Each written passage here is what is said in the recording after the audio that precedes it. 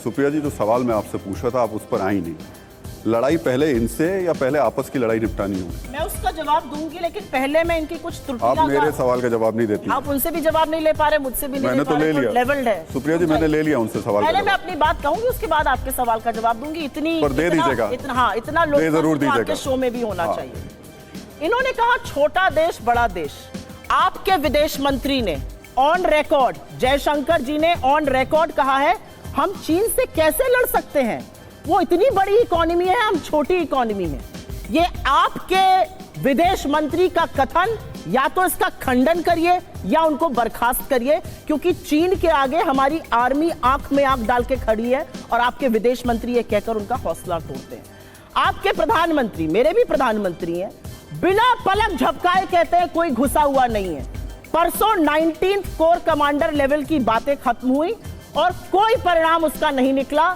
3.5 साल बाद भी गलवान की शहादत के हम स्टेटस को यथावत स्थिति अप्रैल 2020 की नहीं बना पाए हैं, क्योंकि प्रधानमंत्री ने इस देश से झूठ बोला था और कोर कमांडर की मीटिंग में चीन ये बात लगातार कहता है कि आपके प्रधानमंत्री ने कहा कोई घुसा हुआ नहीं है, जबकि असलियत यह कि अपने पेट्रोलिंग पॉइंट्स को आपने बफर जोन बना लिया। आप कहते कहते बड़ी सारी बातें कह गए।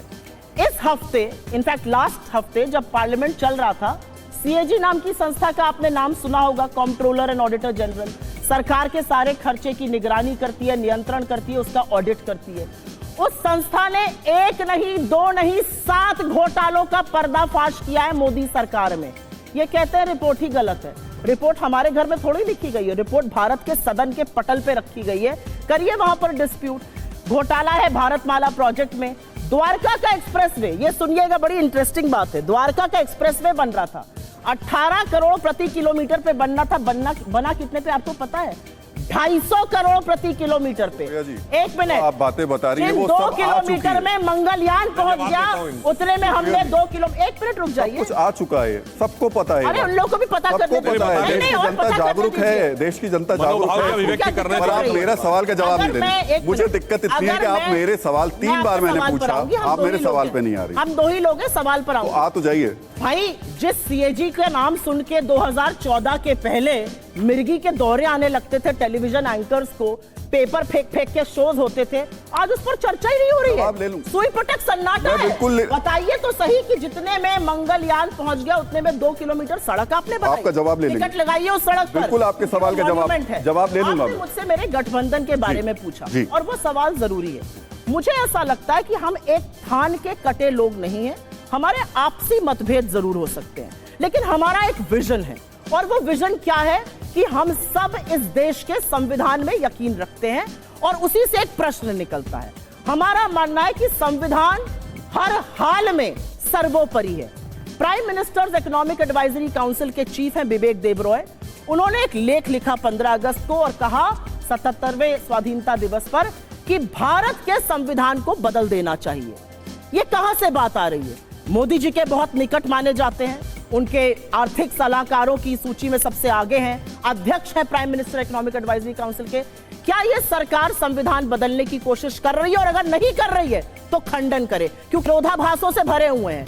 एक गुट को रखा है, उसके दूसरे घटक दल को ले आए। मेरा अपना मानना है कि अगर आपका विजन, बड़ा विजन क्या है, उस पर आप राजनीति करना चाहते हैं तो अब मैं आपसे यही अगला सवाल पूछ रहा हूं कि इंडिया के 5 बड़े मुद्दे बताइए, देश देख रहा है आपको, जिस पर आप चुनाव लड़ेंगे। 5 बड़े मुद्दे। संविधान, हर हाल में संविधान को सुरक्षित रखना, उसको सर्वोपरि रखना, हर हाल में लोकतांत्रिक संस्थाओं को, जिनको इन्होंने भाजपा का फ्रंटल बना दिया है, चाहे वो ईडी हो, सीबीआई हो, इनकम टैक्स हो, उनको सर्वोपरि इंडिपेंडेंट ऑटोनोमस रखना। महंगाई पर बात करना, आप मुनाफाखोरी नहीं कर सकते हैं अगर देश के लोग महंगाई से त्रस्त हैं। आपको पेट्रोल, डीजल, एलपीजी गैस के दाम घटाने चाहिए, आप नहीं घटा रहे हैं। बेरोजगारी इस देश का चौथा मुद्दा।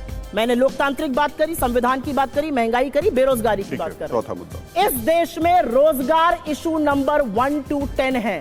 अगर हम अपने युवाओं के लिए रोजगार के अवसर नहीं बना रहे, 2 करोड़ का वादा किया था, 70,000 पर्चियां बांट रहे हैं, ये असलियत है। और 5वां बड़ा मुद्दा है, जिस नफरत के बाजार को ये पनपा रहे हैं, जिन बिट्टू बजरंगियों और मोनू मानेसर को ये पनपा कर नफरत की आंधी चला रहे हैं, उसको थाम देना और मोहब्बत की दुकानें। चलिए अब खत्म हो। 5 मुद्दे बता दीजिए जिस पर आप हाँ, हमारे मुद्दे बहुत साफ है। नंबर 1 जन कल्याण, यानी हर गरीब व्यक्ति को स्वतंत्रता की किरण का उजाला मिलना चाहिए, जो हम एक जमाने में कहा करते थे, उगा सूर्य कैसा कहो मुक्ति का ये उजाला करोड़ों घरों में न पहुंचा।